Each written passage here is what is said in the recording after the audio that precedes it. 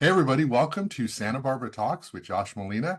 In just a second, I'm going to have Emily Zacarias, Goleta Union School District board member on the show, and we're going to talk about social media, smartphones, bullying, and all the issues going on everywhere with the impacts of these devices and these behaviors on young people and children. And we're going to get her Goleta Union School District perspective, her parenting perspective, and she's done a ton of research into this topic. So we're going to have a great conversation about that. If you're new to this podcast, please visit www.santabarbaratalks.com and consider making a financial contribution to support these podcasts.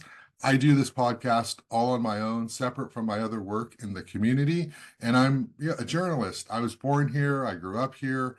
I've worked primarily my career in this community. And I like to facilitate great conversations around education, housing, transportation, culture, business, all of the important issues of the day that we all have to deal with that thread all of us throughout this community. Also, please hit subscribe on YouTube.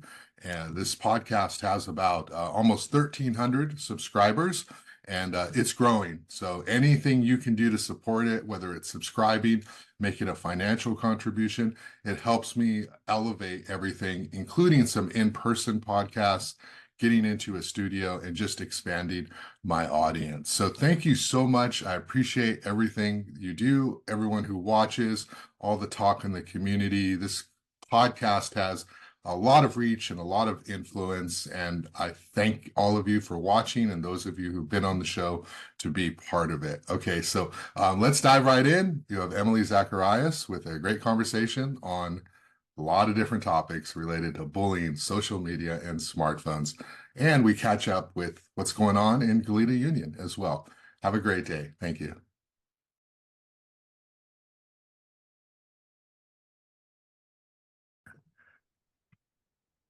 Welcome to Santa Barbara Talks with Josh Molina. I am here today with Emily Zacarias, a Goleta Union School District board member, and I'm so happy to be able to talk to her because we haven't talked in a year and a half or so when you were running for school board. And when we're talking in the context of an election, it's a different kind of conversation because you're sort of on point. You're wanting people to know why to vote for you, and it's an election interview. So I'm so happy now to be able to talk to you about a variety of topics. We're going to talk about bullying and social media and cell phone use in schools. We're both parents and journalist, elected official. I think this is going to be a really engaging conversation about really serious topics today.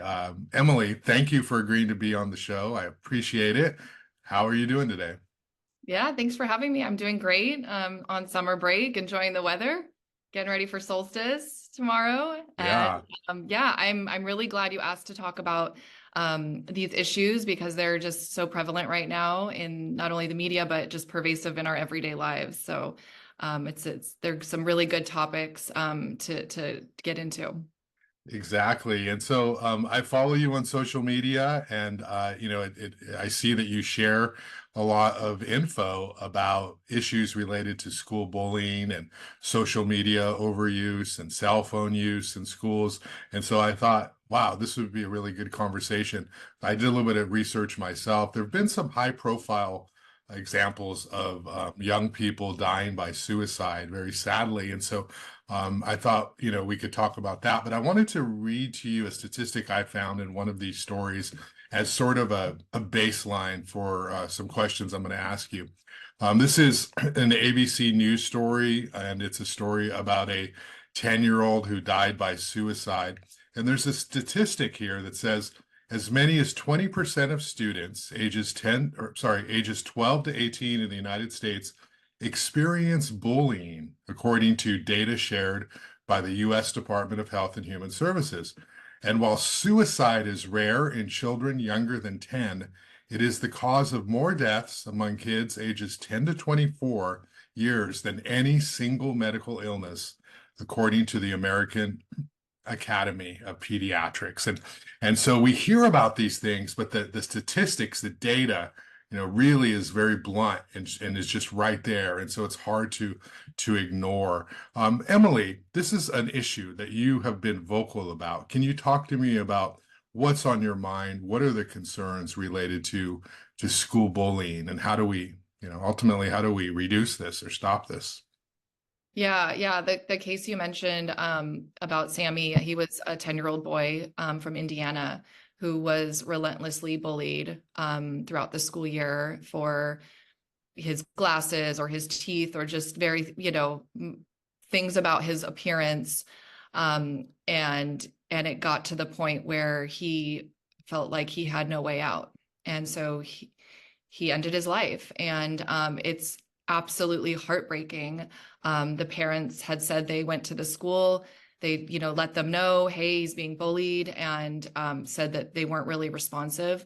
And this seems to be sort of the trend for a lot of these cases. As I was prepping for this interview, I was taking notes on a piece of paper of cases like these young children who died by suicide, allegedly due to the constant bullying. And I like literally ran out of space on the paper because there was so many cases that kept popping up. And these are all recent in the last 5 years or so. Sammy's just was in May last month. So another young girl, Mallory, who was 12 from New Jersey, Mhm. also died by suicide after relentless bullying. Izzy, a young girl in Utah who was 10, all same thing, died by suicide. Flora, another girl in Nevada. And it's like you read these cases and the parents are all saying, we told the school, and that no one was stepping up. No, who was looking out for her? We send our kids to school, like thinking they're going to be safe.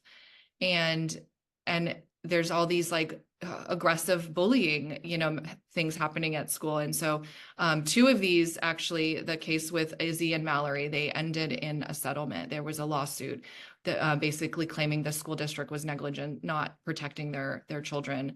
And there was a settlement involved with that. And for as tragic as these cases are, I mean, sometimes this is what it takes for actually like having some kind of legislation happening. There's been anti-bullying measures and mandates and legislation that have, come to fruition because of these horrible cases.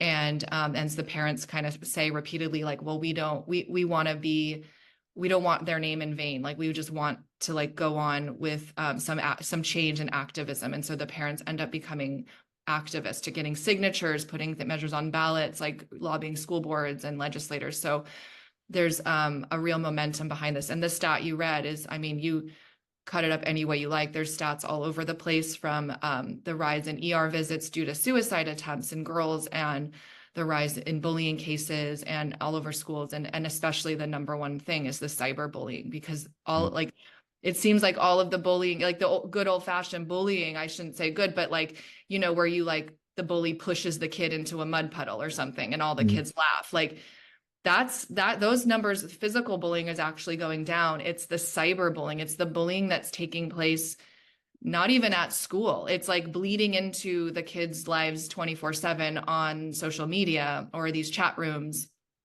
And so it's been so hard to like contain that from, a school setting. Like, where do those lines, where are the boundaries for that?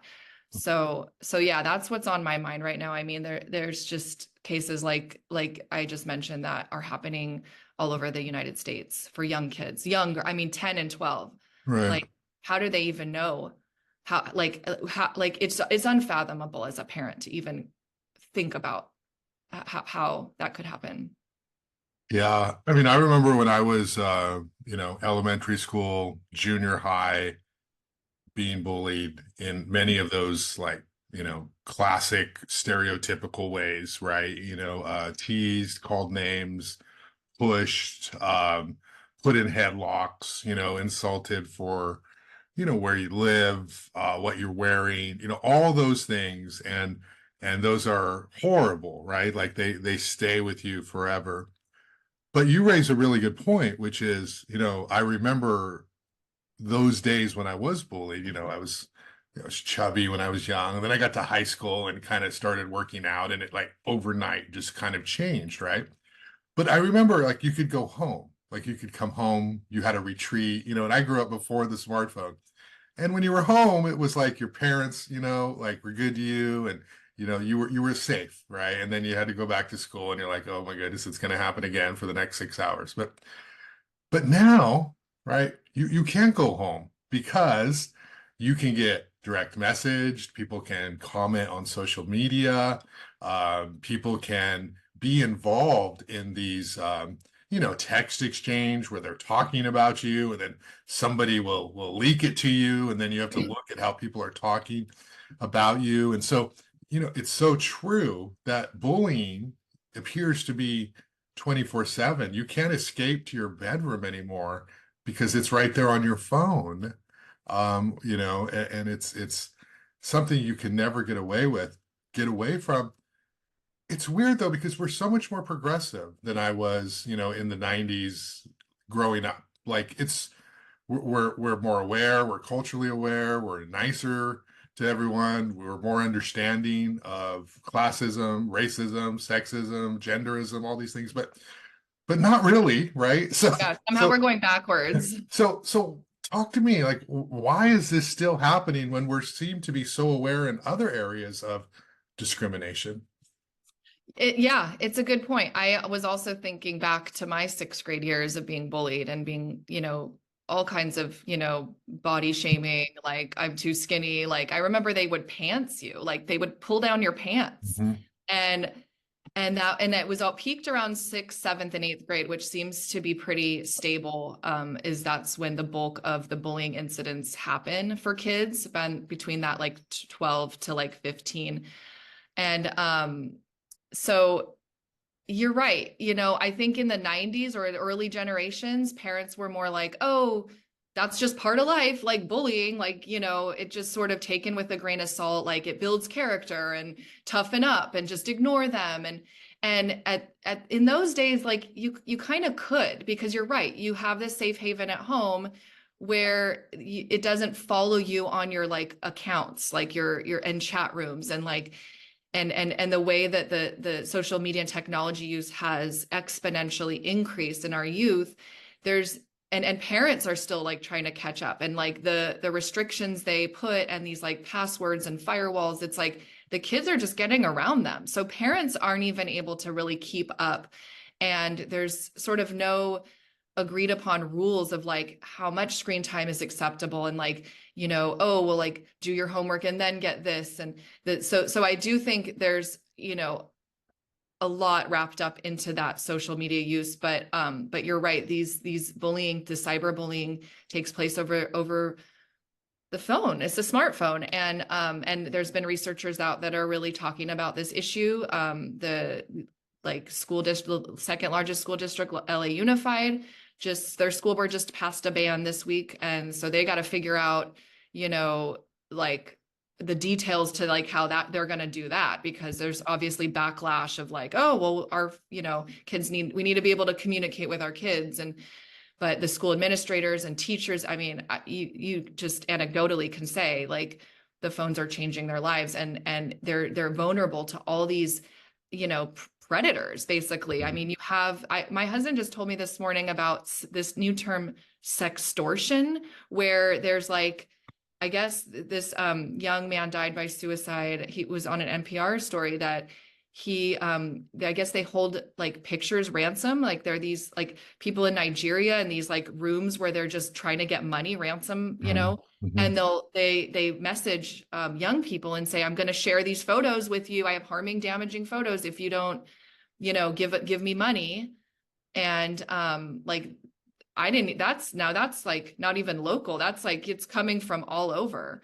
So Mhm. how do we protect our children from this? And it's like the only way I think people can really agree on is just ban it. Like I don't know where there's a happy medium, because obviously the Meta and all these companies, they're not really doing much to like change their algorithms to stop, directing certain, like images to kids. And then, it all bleeds into each other. The issues of bullying, the issues of child suicide, the issue of mental health, anxiety, social media, it's all wrapped up into just something that we as a generation are having as parents now trying to protect our kids from.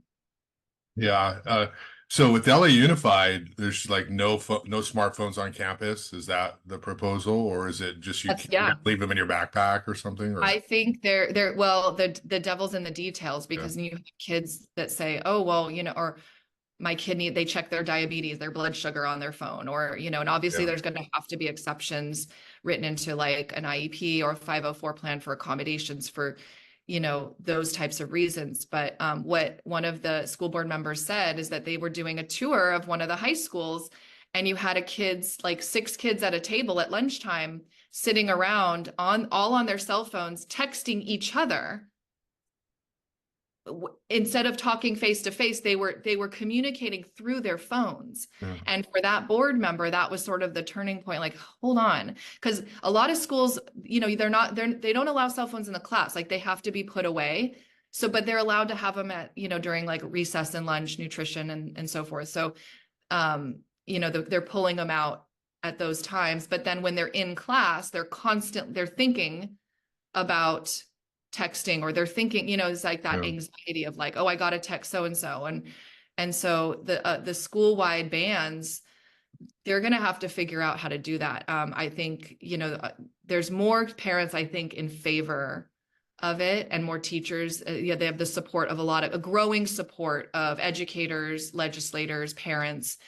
And so there's, the argument against it I've heard is just, if there's, God forbid, a school shooting, how am I going to communicate with my kid? That's sort of the number one argument against it that I've heard, which is a valid point, yeah, and a whole other issue with school shootings and safety. yeah, But I mean, I think something's got to be done, because it's just not enough. This is a crisis at this point. The Surgeon General, and in fact, just said that now is proposing to have warning labels on social media, because they have those like safety guardrails where like the kid has to be 13 to get an account, but like obviously there's lie. ways Yeah, around that. I mean, you have some parents having accounts for their kids, yeah, have kids getting around those safety measures, and it's just it's getting out of control. yeah. I want to ask you a specific question.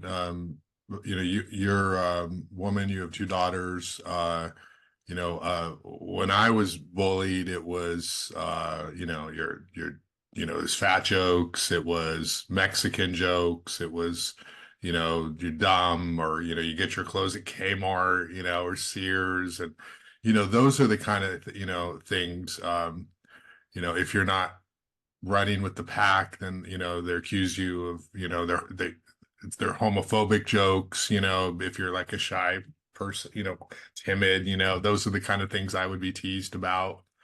um but there are different types of bullying that I would face, or that my son would face, um than if you identify as female. And so I'm wondering, how tough is it for young girls to be in schools? What are the issues that they face in terms of discrimination? And I'm leading you a little bit because I just think of all the social media images, and even in 2024, there's still this focus on appearance and looks, and social media. It's all right there. But what kind of stuff do you instill in your daughters? And what can you share about your own experience?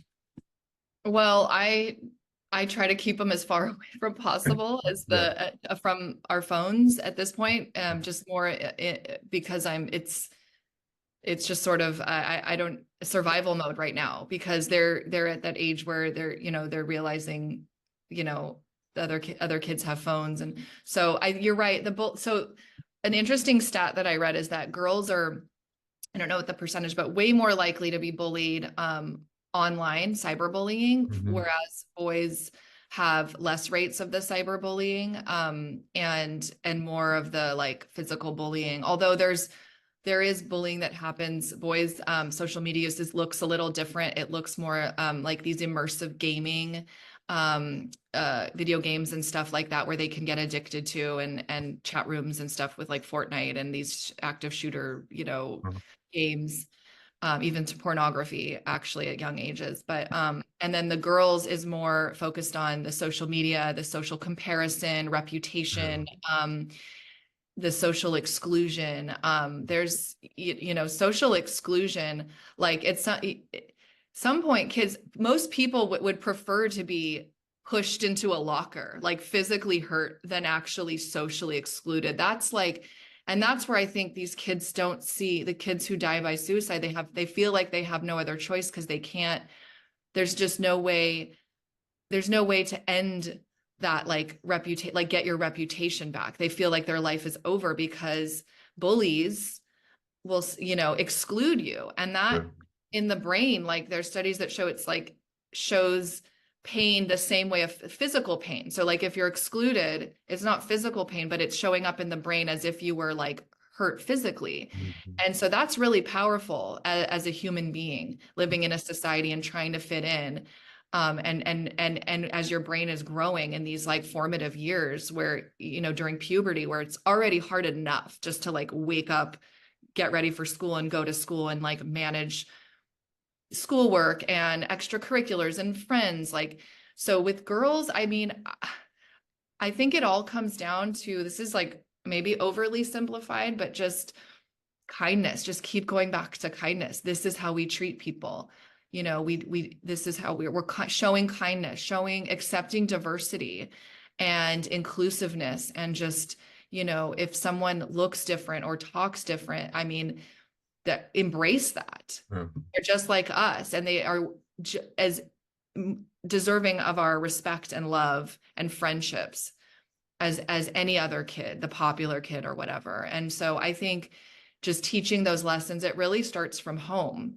You know, at some point there's, you know, there's only so much school administrators can do when bullying's happening, because, you know, these kids are learning really awful words, you know, racial slurs, or, you know, and it does happen. As great as our community is, it still does happen. And it's a matter of like educating our families and talking about and you know what the repercussions are, and restorative healing and justice to try to get, you know, the parties to come together to like understand. But when you have kids that are so young, like they don't even know what they're saying sometimes. I feel like, you know, when you're a teenager, like, you know, there's more intent, more maliciousness, but like when you're in like second, third grade, like what's going on there? You know, how is a kid that young learning words like this and using them at school? And so it really comes down to starting at home with, like I say, culture of kindness and respect.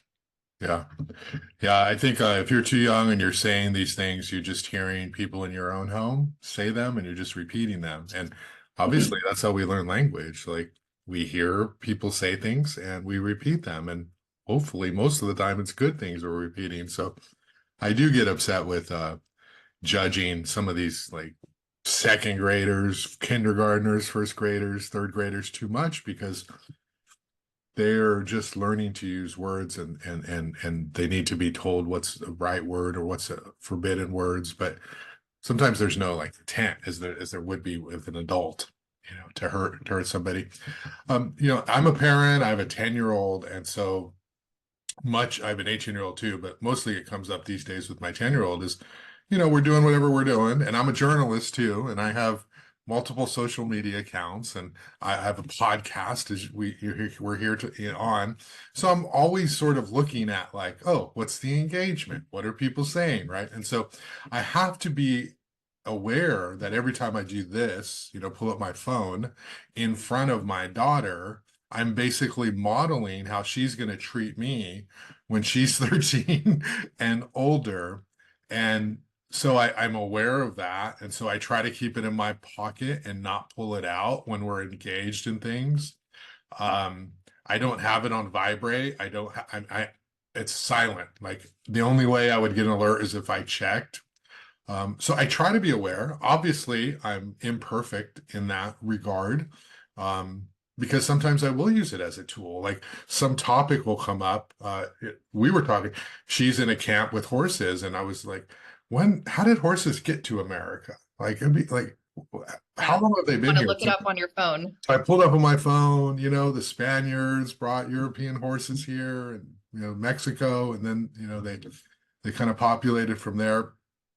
So but again, that's a good tool, but that easily could be used to, you know, isolate or separate, So how do you deal as a parent? Like, what are your phone rules around your children? Well, In the context of advice for any parents watching. yeah. Well, in that situation, I mean, it would remember when we were young, like we would go to the library and like look in an encyclopedia. And I Britannica, remember, yeah. yeah, like with the full-on card catalog and like, looking. And I actually have really fond memories of libraries growing up and reading books and all that. And so I think exposing kids to other mediums of information, so like the radio, new like NPR, books, obviously.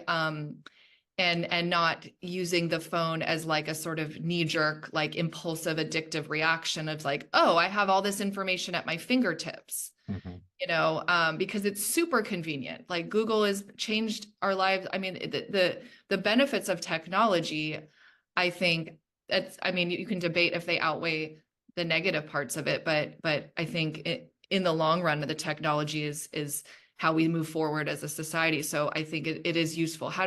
How do I deal with it at home? Well, I think I'm a little more strict with, screen time. I know when we see our pediatrician every year, she's like, are you limiting screen time to like under 2 hours, which includes all forms of screen. So that's like TV, computer at school, and obviously phone. And so I think it's really great for pediatricians to be asking this, and just putting that pressure on parents. Yeah. And having doctors in town that are part of like these like limited screen time, mom and parent groups, doctor groups, to just keep that as like almost like a medical issue. Like you would make sure, Mhm. are they getting enough sleep or exercise, or are they eating the right foods, like as a healthy balanced life. So I think that's really important, something that our doctors can do, and talking about in the context of a medical checkup.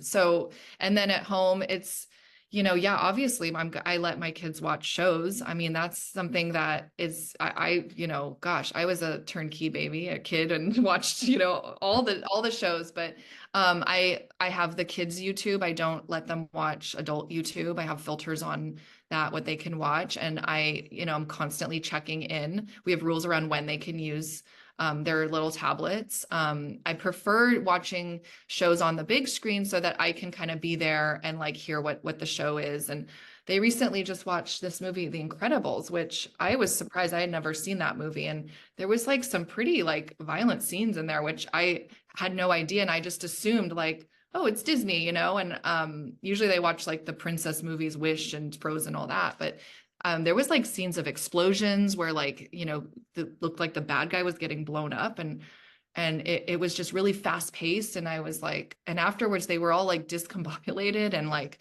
Mhm. kind of hyper. And I was like, oh gosh, like it made me realize like I have to always be on my toes, Yeah. because just because it's Disney, and that's just pretty tame for most, I think a lot of kids are watching, but my kids are young. I mean, 5 and 8. So you just have to. I was Mr. Incredible 2 years in a row for Halloween because my daughter loves that movie. But yeah, it is a series of terrorist acts throughout the movie, and it's I had no idea.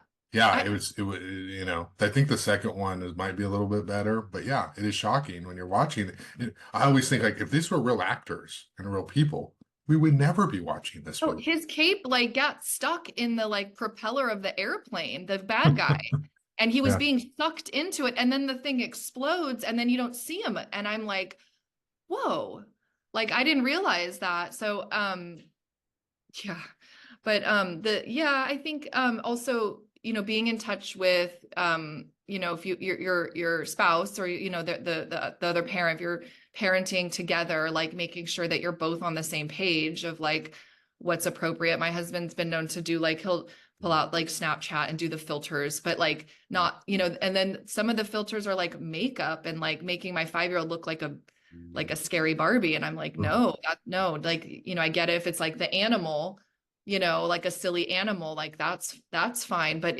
you have to be on your toes so much. Like I'm hearing it that like I'm a teacher, so I work at schools, and I thought like this thing Roblox. Like I thought Roblox was like Minecraft, like something pretty innocent, and like there's characters and it's a game. Like I don't know what it is. I just hear about it. And then like I see some examples of these characters and they're really scary, and it can kind of go to like R-rated very quickly. So I think as a parent, it feels very unmanageable to where like it's almost a full-time job to be supervising media use with kids. And so I can understand why some families are like just saying like no, like no tablet time, no screen, no, none of that, because it's just easier in the long run. But to try to like have go 50-50, well, they can do this or that, and it becomes this really hard boundary to enforce, especially as the kids are getting older and their friends are going to be getting devices. And it honestly, it feels unwieldy. Yeah. Um, my wife, someone told her about this website called Common Sense Media, and it's like my son and I were always like, oh no, she's on Common Sense Media, like it's Friday night, and like we're gonna end up watching some G-rated movie because she's always looking at it, and this website is pretty good. It evaluates the show or the movie based off of violence, Mm. language, sexual, situations. It says whether there's nudity. It talks about role models, talks about all the different things that parents would be interested in. And so we use that as kind of a guide. Um, but sometimes it's frustrating because if you like follow it too closely, you end up watching, very, very G type movies. And so sometimes we're like, well, because they have a different type of rating system. It's like the people who work at Common Sense Media will rate it. And then there's a parent rating and a kid rating. So kids might say 10 and under, and the parents might say 8 and under. And then the Common Sense Media might say 12. And so you're like, there's a little bit of a range. But I do find that it is helpful, right? It is very helpful to guard against like, we're going to put this movie on, is this going to work? But it'll tell you there's a scene with smoking or there's a scene with this violent. It'll specifically call it out. So I find that to be helpful when you're doing, screen time. And I read somewhere that shared screen time is much better than just, when they veg out in their rooms or something on an iPad. Because you're at least together when you're watching something. You're talking, you're laughing, you're exchanging, and so that is definitely a highlight of that. But have you seen Inside Out 2 yet? I did, yeah. Yeah, We saw it last weekend. It's yeah. So great. there's a big, and no spoilers here, but there is a big scene where anxiety takes over Riley. And I'm wondering if you could talk a little bit about your experience with your research and knowledge of anxiety, because I know a lot of times people will say, oh, I have anxiety. And then a reaction might be, we all have anxiety. Come on. And that's dismissive because some people have anxiety to the point where they may not bottle it up like you, Josh, like they experience it in a way that's different than you. And it can be very disabling in certain moments. And so can we talk about because that's the big introduction of that new emotion as she's entering her teenage years. And so what is anxiety, at least as defined in the movie? It's the fear of what could happen. It's the fear of all the bad things that could happen, whether they're actually real or not. And so when we're talking about young people and these feelings of anxiety, can you talk about sort of how do we manage that? Um, I, I mean, yeah, I wish if I had the answer, because the level of anxiety that's reported in our youth has just grown so massively over the last several years. And COVID obviously did not help because you had kids in a home where the parents were massively anxious about this like deadly disease that just all of a sudden showed up unexpectedly, and kids grew up around that. And so, we're seeing the after effects of that. And I do believe that, that we are still feeling those after effects of COVID, from just level of anxiety. Then as far as, and by the way, that movie Inside Out, if you haven't seen it, I'm taking your kids, it's a really timely topic to really have this personification of anxiety. I really enjoyed that movie. And the scene, well, no spoiler alerts, but it is, it's a great portrayal of what going through puberty is like, and having those hormones, and just having, the wanting to fit in, which Yeah. goes to kind of back to the need for that social acceptance and the fear of exclusion. I think a lot of anxiety for the youth is the fear of being made fun of, or cast aside, or left out, or excluded. And that's where a lot of the anxiety comes from. I'm reading this really great book. It's a super timely book as well. It's called The Anxious Generation by a social psychologist, Jonathan Haidt, and he's been making the rounds on media to try to talk to anyone who will listen about why we're seeing this crisis in anxiety and depression, mainly those two disorders in our youth. The numbers, he argues that between 2010 and 2015, which corresponds exactly to the rise in these platforms like Instagram and Facebook and all these social media platforms, really correlates with the rise in he doesn't just look at anxiety and depression. He looks at all kinds of statistics, like emergency room visits for youth who have tried to take their own lives. And that has shot up, like and the amount of time that kids are not spending face-to-face playing. He calls it a play-based childhood, is like we're not really in those days anymore, because kids are just so absorbed into their phones. And so I think in his argument, and I agree with him, is that the moving a kid's social environment onto these platforms, onto a phone, into the digital world, it's not face-to-face, and it's not synchronous. It's sort of like you're not like getting that reaction from the person in real time. It's sort of like you comment on people's things you said, and it really it's disembodied, and it creates so much anxiety, because as we said in the beginning, school is a place for that play, that learning, that face-to-face connection.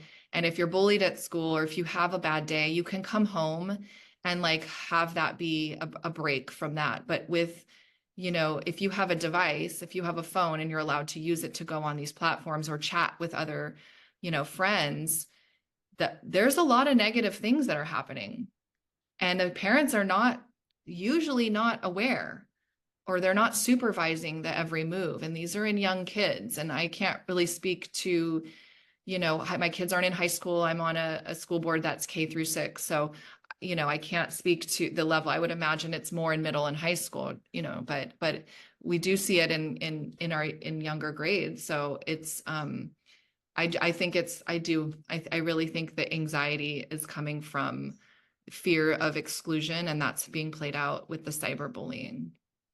Yeah.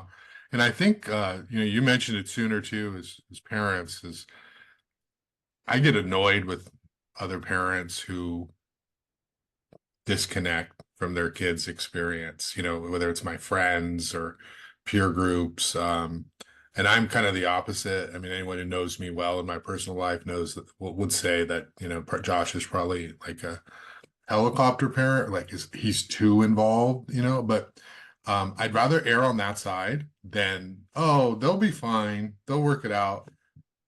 Why is she in a bad mood over there in the corner?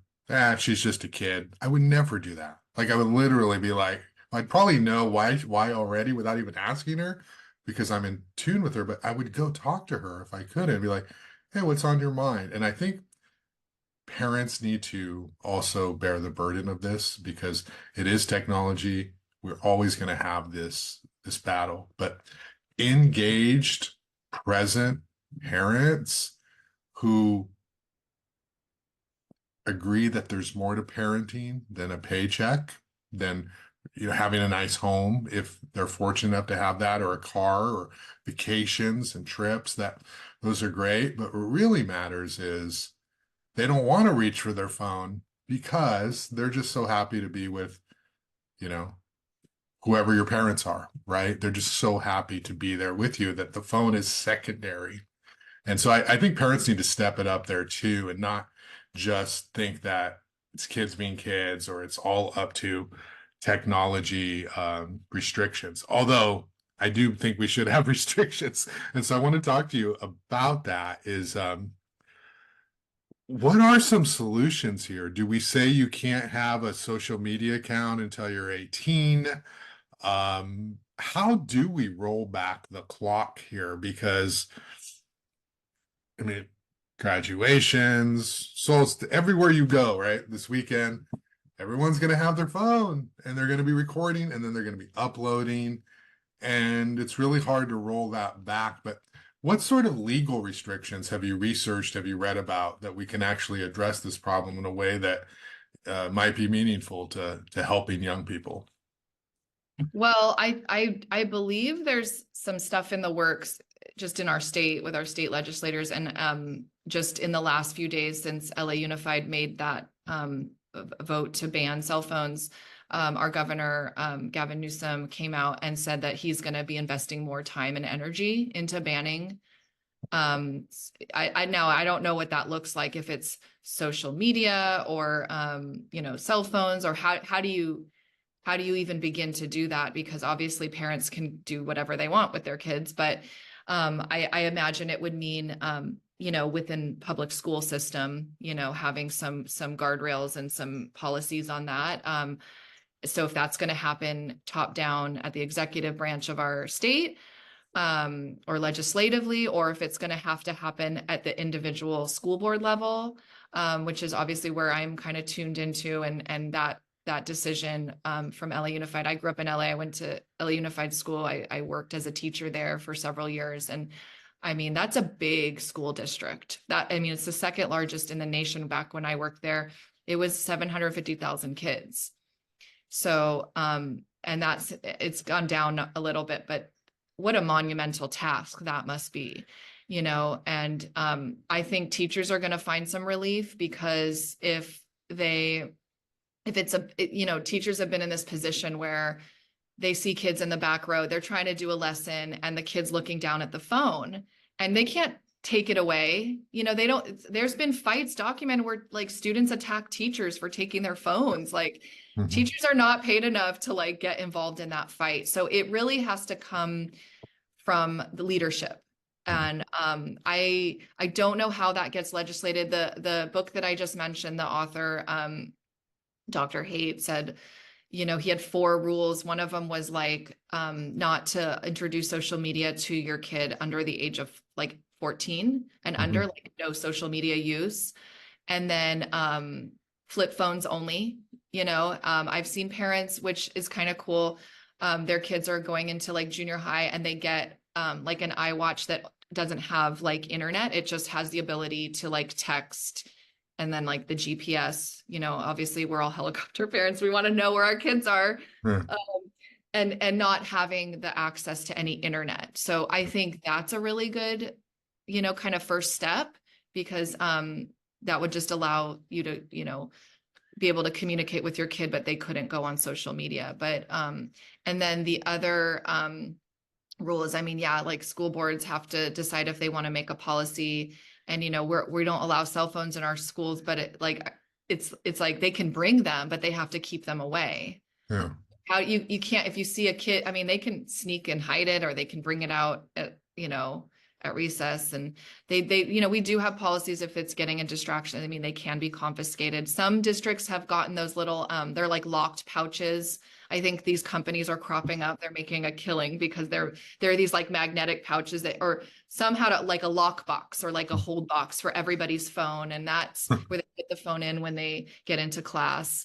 But I honestly feel like we're sort of, this is like test phase right here. Like how are we going to do this? I don't have all the answers, but I can tell you like what's happening now is just, it's not working. And it's not just here in our community, but just across the nation and actually worldwide. Why these numbers are for other cultures, other countries as well, with the rates of anxiety and depression corresponding to the increase in gaming and social media use. And so, yeah, the other way is through the courts. I was going to mention, there's a class action lawsuit that our district has joined on. We're waiting to see like where we're at. It's kind of in the works. These things take time, but the plaintiffs are school districts from across the nation, and it's a big lawsuit against Meta, TikTok, Google, Microsoft for basically, damages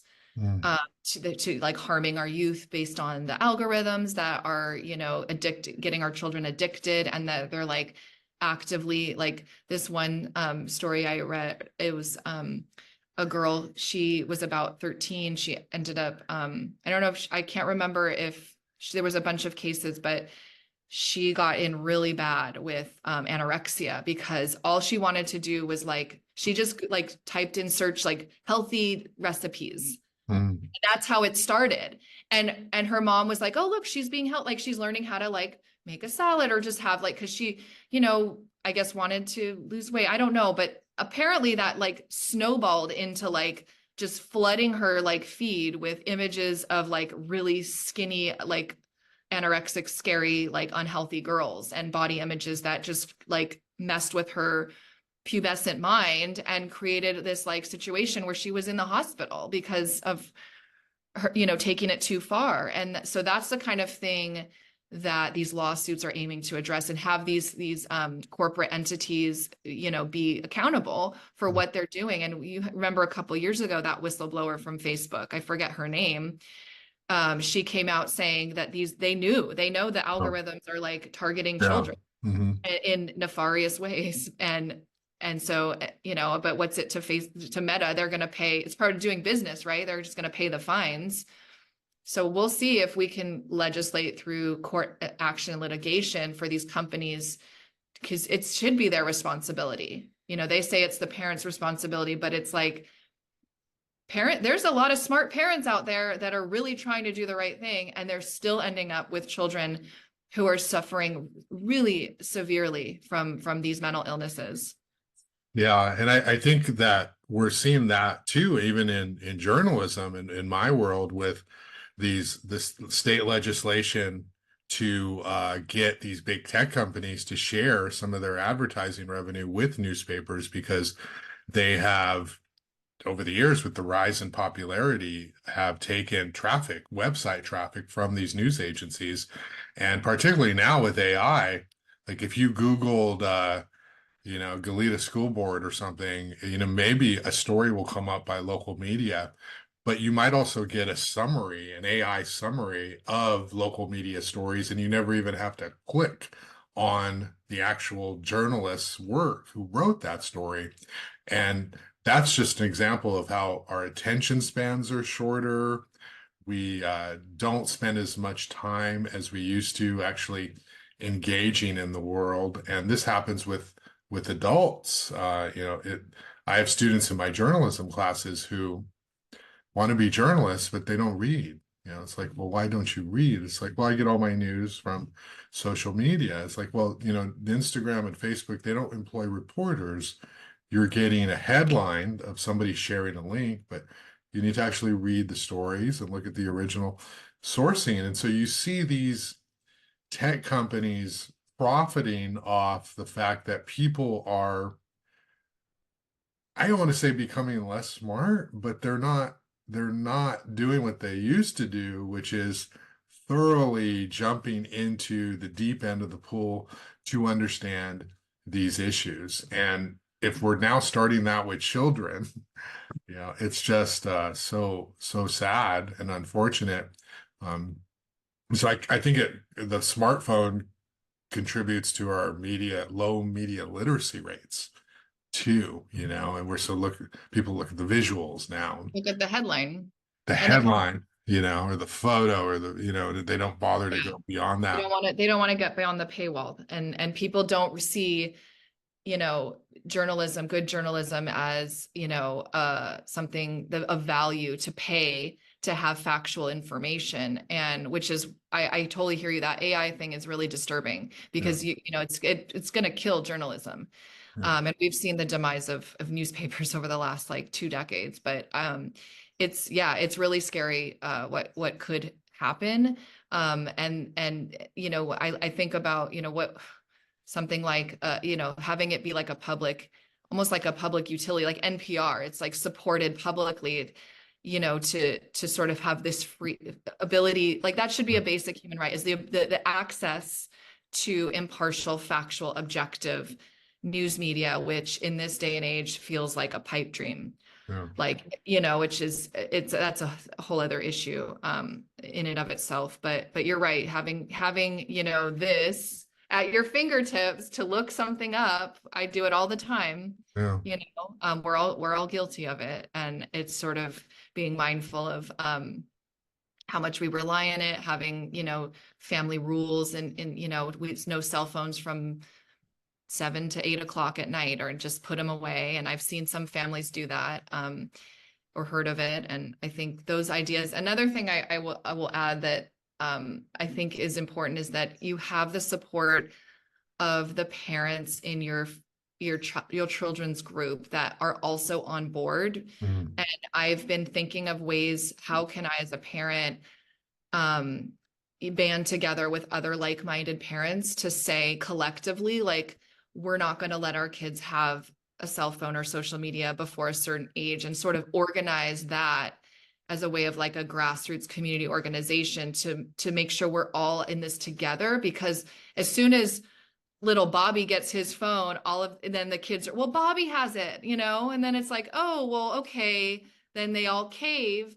And there's strength in numbers. So I feel like if you can find parent groups that are like-minded, that are willing to also abide by this collective rule of like restricting or putting up some boundaries around cell phone use, or just even, providing their kids with a cell phone past a certain age. I think that's a good place to start. And that's something I am like going to be interested in, like going forward and talking to like other parents, like PTA groups, and bringing it up. And, at the school board level, I know it's on the radar. We have a new superintendent who's starting July 1st, Dr. Mary Kahn, and we've talked about this. And so it's on our radar. And I hope that the tides are turning and that we can protect my children's generation. I feel like Gen Z really got screwed because of the way that COVID hit, and then the social media. And it's like, maybe we can have the pendulum can swing back the other way,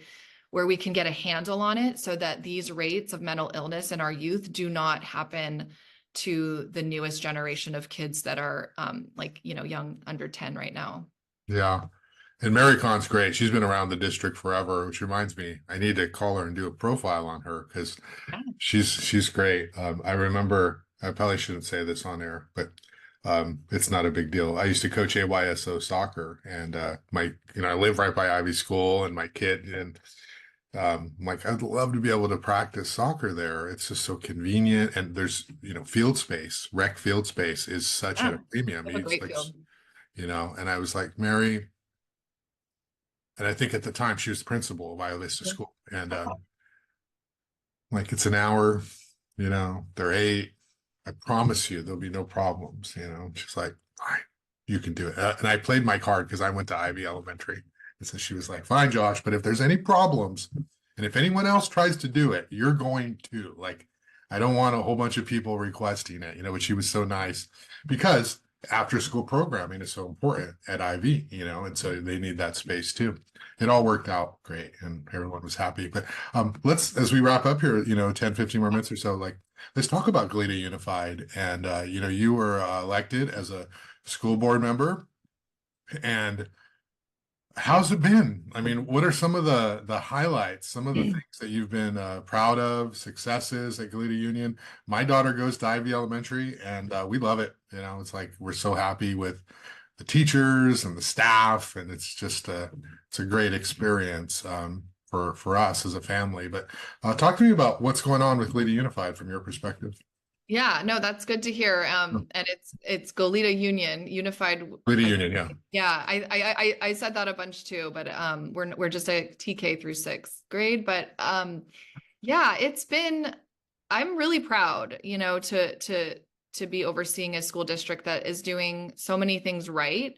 And obviously no district is perfect. It's public education. I mean, we get per, per student, I was looking at the numbers is like $23,000 per student. And then I was like curious what like they said, like for inmates, it's like 123,000. That's like a whole other issue. But for Uh-huh. the amount of money that we're given to provide a public education, and obviously we're a basic aid district, so we also get the majority of our funding from property taxes, which we're very lucky because our area provides above and beyond what we would get otherwise. So let's see. Well, we did the one thing I want to, that has been really exciting to watch is that the Measure M bond. So we voters approved, I think it was like a $76 million bond several years ago. It was on the ballot, and it's for basically upgrading our infrastructure, new roofs. We had leaky roofs, new roofs, new asphalt, new playgrounds, new HVAC, new furniture for all the classrooms. I mean, this has been really exciting as to watch it roll out, and as the new playgrounds pop up to go visit them and check it out. They're all inclusive, accessible, like by, wheelchair, like no wood chips, no lip around it. You can't like get any wheelchair over it. They're super accessible. They're fun. I mean, for a teacher to get new furniture, it's like, I mean, I'm excited like for that. And so that's an example of one really success story is that, we have the support of our community that says like, this is important. We're going to pay an extra tax on our properties to provide for this bond. And so we're in the middle of rolling that out. And I think everything will be completed by 26. So that's exciting. Some of the other things, well, I mentioned the class action lawsuit. That was something I was really really wanted for us to join that, because to hold these entities accountable. We completed some successful bargaining with our contracts of both of our unions, the teachers union and the classified union, and that with no hitch. Our bargain, credit to like the bargaining teams for being able to just hash it out. And we were able to give a little raise, even despite a lot of budget cuts. We did like 2.5 million in budget cuts, which is obviously painful.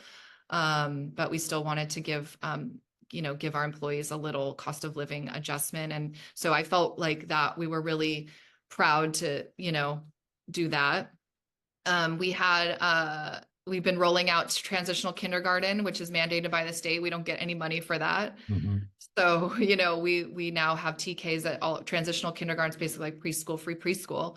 My daughter's in TK, and she has thrived. She's like almost like beginning reading skills. Like she's going to enter kindergarten a Yeah. leg up. So this is something that I think they talk about evening the playing field in terms of equity of our literacy rates and stuff like that. So we're proud of that. And then our Science of Reading initiative, we're still, with Mary Kahn coming on, she was our former assistant superintendent of instruction and curriculum. So we have that continuity where these initiatives can just keep rolling. And we're seeing already like little glimmers of hope in our test scores that are going up, and that, these changes in some of the strategies that we're doing to teach kids reading is really actually paying off. And it might take a couple years to see even more benefits, but these are some things that we're really excited about, this year and moving forward in the next few years. I have this election. I'm not up for re-election this year. We have 2 board seats up.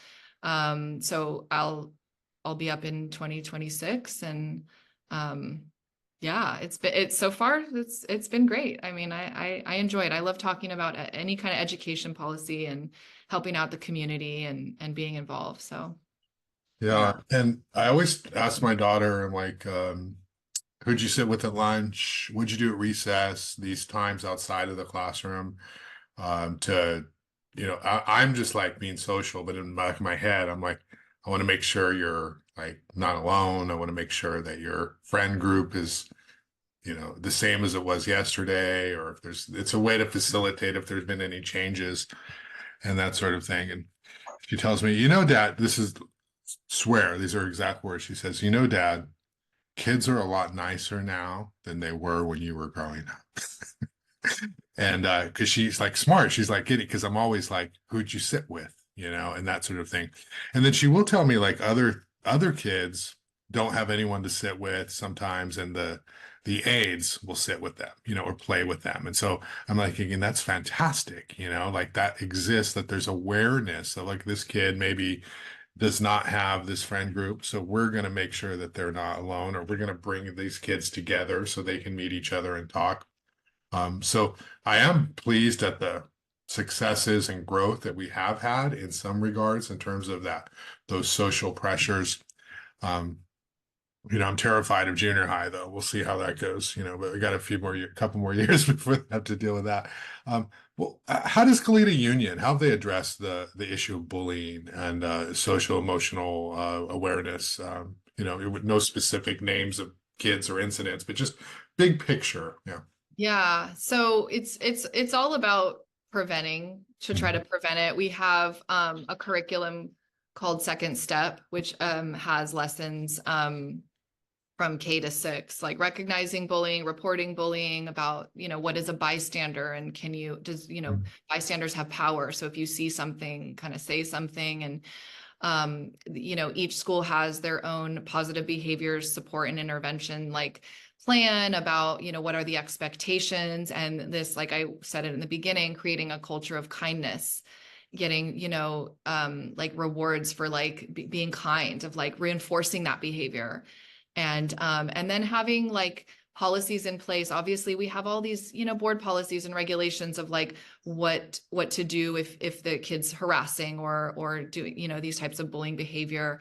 And then making sure that the incidents are reportable. If you suspect that your child is bullying, or if you see it, we have it's a bullying harassment complaint form.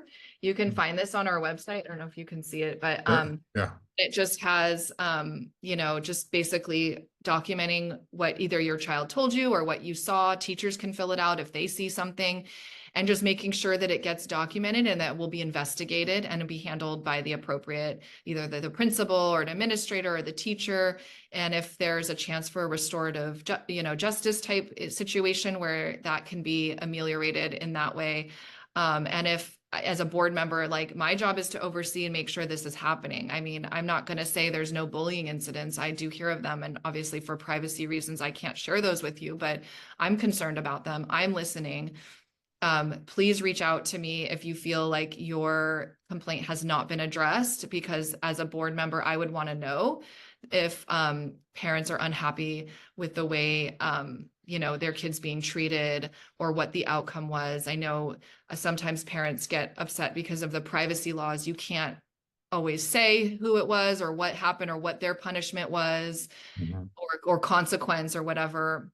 But I think at the bare minimum, you want to have parents involved, because they need to know what's happening. And so some of these cases we mentioned in the beginning with the children who took their own lives, is that, the parents are saying, well, we told the school, and then the school district, it's like, no comment, no comment.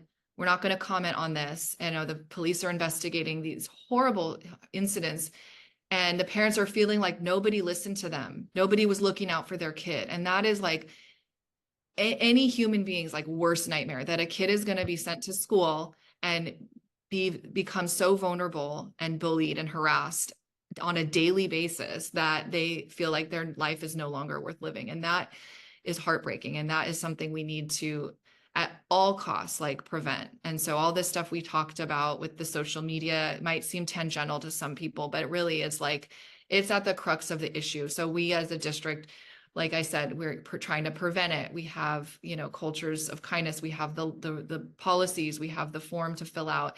Staying in touch with the parents and the teachers, and just trainings, being aware. I think it's a multi-pronged approach, right? Because the upbringing and the education of our youth, both academically, socially, emotionally.